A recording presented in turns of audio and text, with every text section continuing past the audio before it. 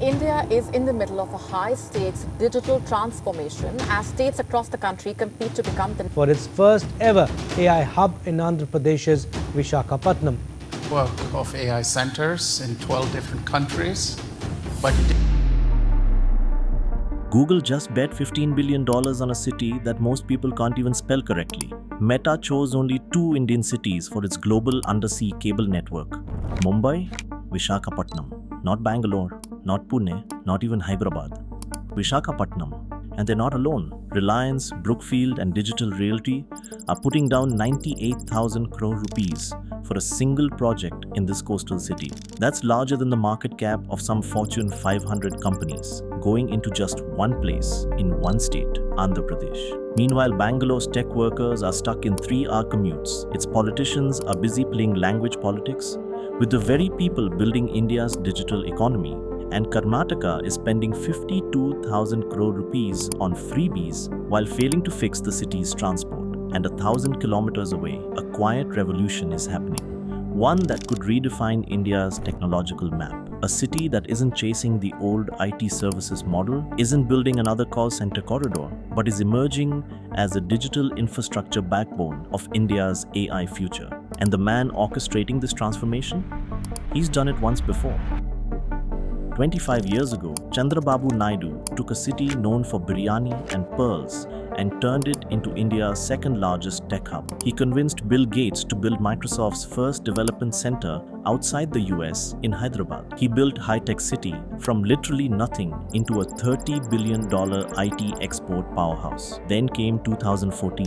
The state split and Hyderabad, his life's work, went to Telangana. Naidu was left with a truncated Andhra Pradesh, no capital, no tech ecosystem, and no anchor city. Most politicians would retire. Naidu, at 74, he's doing it all over again, only bigger. To understand what's happening now, you have to go back to 1995. Naidu becomes chief minister, and at that time, Hyderabad is known for exactly 2 things: biryani and pearls. Bangalore already has Infosys, Wipro, and global recognition. Hyderabad has none of that. Naidu launched Vision 2020. And more importantly, he started operating like a CEO. When the rest of India clung to paperwork and bureaucracy, Naidu introduced single window clearances, tax holidays, stamp duty exemptions, and power tariff concessions. A critical move in a decade where power cuts regularly killed businesses. Then came the masterstroke. High-Tech City wasn't built by accident. It was a calculated, engineered move. Naidu created a public-private partnership with LMT, a revolutionary idea back then, and built cyber towers, inaugurated by Prime Minister Vajpayee in 1998. It wasn't just another office building, it was a statement. Hyderabad was open for business. And Naidu didn't stop. He created an entirely new district called Cyberabad, with its own planning rules, dedicated police, zoning for high-rise IT campuses, ring roads, flyovers, upgraded power infrastructure, and everything a global tech company would expect in Singapore or Seoul, not 90s India. Then came the marketing. Naidu went to Davos when Indian politicians barely knew what Davos was. He conducted global roadshows. He pitched Hyderabad with the slogan, "Bye bye Bangalore, hello Hyderabad." And it worked. Naidu personally met Bill Gates and convinced him to set up Microsoft's Development Center, the only one outside the US at the time. Changed Hyderabad's destiny.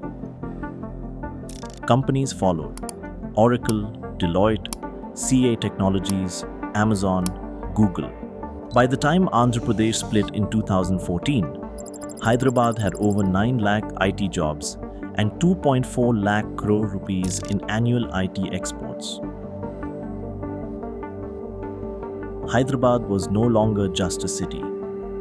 It was a global tech symbol, and Naidu had built it from scratch. Then it was gone.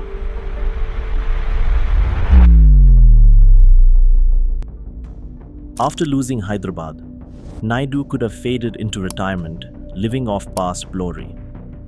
Instead, he looked at what remained: long coastline, deep draft ports, abundant industrial land, and an untouched opportunity. Hyderabad was a retrofit. AP offered a blank canvas. And the first breakthrough came from under the ocean. Most people don't realize this, but the modern internet doesn't rely on satellites or 5G. It runs on undersea fiber optic cables. For decades, India had only two major cable landing points, Mumbai and Chennai. Then Meta announced its Two Africa cable, one of the longest undersea cables ever built. And the two cities it chose for India were Mumbai and Visakhapatnam. Why? Because Vizag sits on a 973-kilometer coastline with deep draft ports and seabed conditions ideal for massive international cables. It already handles 9% of India's cargo. It is perfectly positioned to become India's eastern digital gateway. For data-heavy AI companies, this is oxygen. Advantage number 2. Land. Lots of it. AI data centers need vast, flat, contiguous pieces of land, hundreds of acres at a time. Mumbai doesn't have it. Chennai can't offer it. Even Hyderabad is running out. But Andhra Pradesh has 1.4 lakh acres of industrial land, with over 44,000 acres ready today, spread across 550 industrial parks. Advantage number 3. Power infrastructure. AI data centers don't sleep. They need uninterrupted electricity 24/7, 365 days a year. Naidu moved early. AP approved 1,200 megawatts of battery storage and 4,500 megawatts of pumped storage, ensuring the kind of reliability global hyperscalers demand. And once the fundamentals were ready, the floodgates opened. The mega projects. Google plus Adani. $15 billion for a 1 gigawatt AI data center campus. Reliance plus Brookfield plus Digital Realty. 98,000 crore rupees for another 1 gigawatt campus. Meta plus C. 500 megawatt data center plus cable landing station. Together, these projects could give Vizag 3 gigawatts of data center capacity, triple what the entire country has today. And Naidu is not stopping at data centers. He has announced Semiconductor and Display FAT Policy 4.0, covering up to 80% of FAT costs in combination with central incentives. IT and GCC policy, targeting Tier 2 hubs like Tirupati and Kurnool. AI City in Amaravati, positioning the capital as India's AI and quantum hub. He has even publicly stated a goal: 1 AI professional per family in Andhra Pradesh. This isn't one city competing with Bangalore. This is a statewide tech uprising. Vizag becomes the digital infrastructure hub. Amaravati becomes the AI and quantum hub. Tirupati becomes the electronics hub. Kurnool becomes the EV and defense tech hub. This is High-Tech City 2.0, but on steroids. For 20 years, Bangalore was India's undisputed tech capital. But somewhere along the way, power made the city complacent. Today, Bangalore's infrastructure is collapsing. Average commute, 3 hours. Flooded roads. An airport 40 kilometers away with one connecting road. Metro delays. Suburban rail is stuck on paper. Meanwhile, politicians are busy playing language politics, alienating the very migrants who build the city's tech economy. Engineers are mobile. They have options.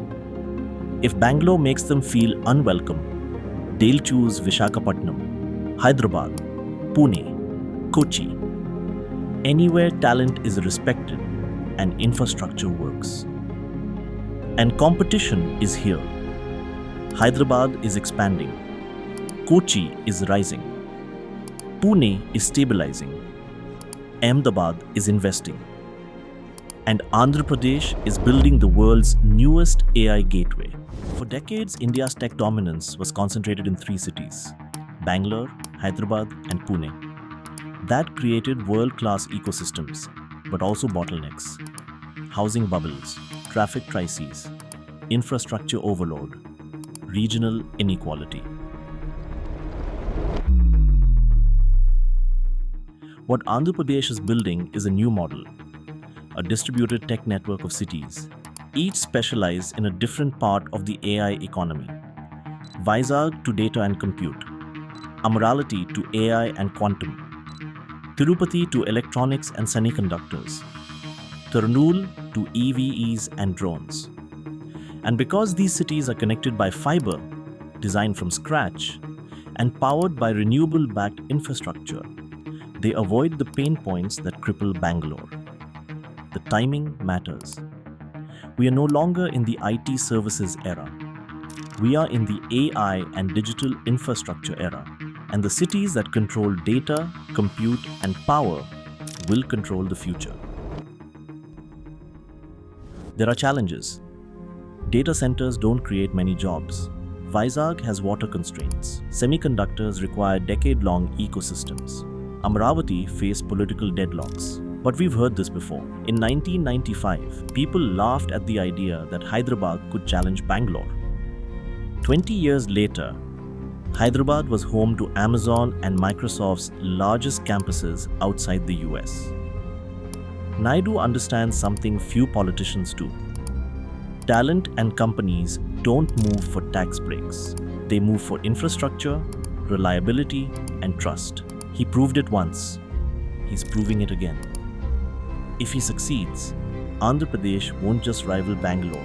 It may become the blueprint for how India builds tech ecosystems in the age of AI. For more such stories, subscribe to Periscope. See you in the next one.